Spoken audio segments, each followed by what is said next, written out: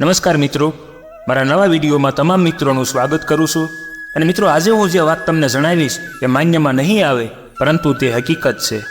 અને મહાભારત કાળ અને તેના પહેલાં કેટલીક સામાજિક પ્રથાઓ પ્રચલિત હતી, જેમાં પતિના સંતાન ઉત્પન્ન ન કરી શકવા અથવા પતિના મૃત્યુ બાદ પણ ગર્ભધારણ કરવાની અનુમતિ સ્ત્રીઓને મળતી હતી. અને તેમાં એક પ્રથા હતી નિયોગ વિધિ.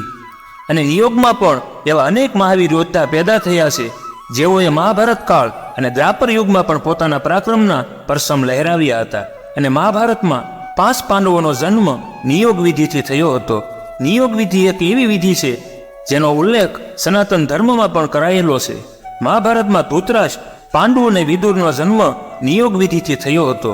આ નિયોગ વિધિના મુખ્ય કારક ઋષિ વેદવ્યાસ હતા. પાંડુ રાજા જન્મના સમયથી જ ક્ષય રોગથી પીડિત હતા અને તેઓ સંતાન પેદા કરી શકવામાં સક્ષમ ન હતા. અને આ જ કારણ છે કે વંશ આગળ ચલાવવા માટે 5 પાંડવોનો જન્મ નિયોગ વિધિથી કરાયો હતો. કુંતીના તમામ પુત્રો નિયોગ વિધિથી પેદા થયા હતા અને તેમના નિયોગમાં દેવતા નિયુક્ત પુરુષ હતા. અને મિત્રો, મનુ સ્મૃતિમાં ઉલ્લેખ કરાયો છે, પતિ જો સંતાન પેદા કરવામાં અસક્ષમ હોય તો કોઈ પણ સ્ત્રી પતિની ઈચ્છાથી કોઈ યોગ્ય પુરુષ સાથે નિયોગ દ્વારા સંતાન પ્રાપ્તિ કરી શકે છે. જો પતિનું અકાળ મોત થાય તો પત્ની સંતાન પ્રાપ્તિ માટે કોઈ પણ યોગ્ય પુરુષ પાસેથી ગર્ભધારણ કરાવી શકે છે. અને આ પ્રથાનું પાલન માત્ર સંતાન પ્રાપ્તિ માટે જ થતું હતું, કોઈ આનંદ માટે નહોતું થતું. આ રીતે સહમતિથી આ વિધિ થતી હતી.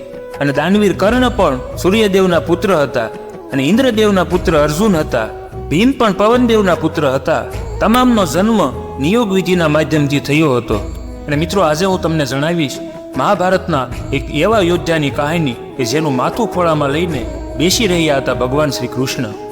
અને મિત્રો, મહાભારતનું યુદ્ધ એક એવી ગાથા છે જેમાં રહસ્યો જ રહસ્યો છુપાયેલા છે. કેટલાક રહસ્યો બોધપાઠ આપે છે તો કેટલાક રહસ્યો આજે પણ વણ ઉકેલાયેલા છે. મહાભારતમાં ભગવાન શ્રી કૃષ્ણએ એવી લીલાઓ રચી હતી જેનાથી તેઓએ ધર્મ અને અધર્મનો ભેદ સમજાવ્યો છે. મહાભારતની પૌરાણિક કથાઓ એટલે વીર યોદ્ધાઓની કહાની. પરંતુ મહાભારતમાં એક એવા યોદ્ધા હતા જેનું માથું ભગવાન શ્રી કૃષ્ણ પોતાના હાથમાં લઈને બેસ્યા હતા. પ્રાચીન ગ્રંથોમાં ભગવાન અને તેમના ભક્તો સાથે જોડાયેલા અનેક કિસ્સાઓ અને વર્ણન છે. તેમાં એક છે ભગવાન શ્રી કૃષ્ણ અને ભક્ત સુરથની કહાની. મહાભારતના યુદ્ધ બાદ જ્યારે યુધિષ્ઠિરે યશ્વમેઘ યજ્ઞ કર્યો અને ત્યારબાદ યજ્ઞનો ઘોડો છોડ્યો હતો, ત્યારે સંપતપુરીના રાજા અને તેમના દીકરા સુરથે શ્રી કૃષ્ણના દર્શનની લાલચથી અશ્વમેઘ ઘોડાને પકડી લીધો હતો. પિતા અને પુત્ર બંને શ્રી કૃષ્ણના પરમ ભક્ત હતા અને તેઓ તેમના હસ્તે જ સંસારનો ત્યાગ કરવા ઈચ્છતા હતા. આ કારણે ઘોડાને પકડ્યા બાદ તેમણે બંનેએ યુદ્ધની લલકાર પાંડવોના કાન સુધી પહોંચાડી હતી, જેને સાંભળીને અર્જુન પોતાની વિશાળ સેના સહિત યુદ્ધ માટે નીકળી પડ્યા હતા. જ્યારે યુદ્ધના મેદાનમાં શ્રી કૃષ્ણએ અર્જુન અને સુરથને આમને સામને જોયા તો ભગવાન કૃષ્ણ પણ વિચલિત થઈ ગયા અને ભગવાનને પોતાના ભક્તની ઈચ્છા પૂર્ણ કરવાની આ રીત હતી. શ્રી કૃષ્ણની સાથે જોઈ સુરથ અત્યંત ભાવુક થઈ ગયા હતા. અને ત્યારે કૃષ્ણએ પોતાના ભક્તના હાવભાવ અને ભક્તિ ઓળખી લીધી હતી.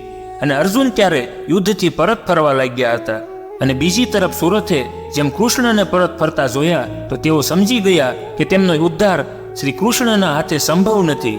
અને તેથી તેઓએ અર્જુનનો લાંબા સમય સુધી પીછો કર્યો અને અર્જુનને યુદ્ધ માટે લલકાર્યા. લલકાર સાંભળીને અર્જુન ખુદ પોતાની જાતને ન રોકી શક્યા અને ભીષણ યુદ્ધ શરૂ થઈ ગયું.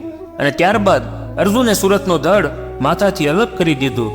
મરતા સમયે સુરથે શ્રી કૃષ્ણને પ્રણામ કર્યા અને કહ્યું, પ્રભુ, હું ભાગ્યશાળી છું કે તમારી સામે મને મૃત્યુ પ્રાપ્ત થયું. અને ત્યારબાદ ભગવાન શ્રી કૃષ્ણએ સુરથને આશીર્વાદ આપ્યા હતા અને યુદ્ધ ભૂમિમાં પોતાના ભક્તનું માથું પોતાના ખોળામાં લઈને બેસી રહ્યા હતા. જય શ્રી કૃષ્ણ.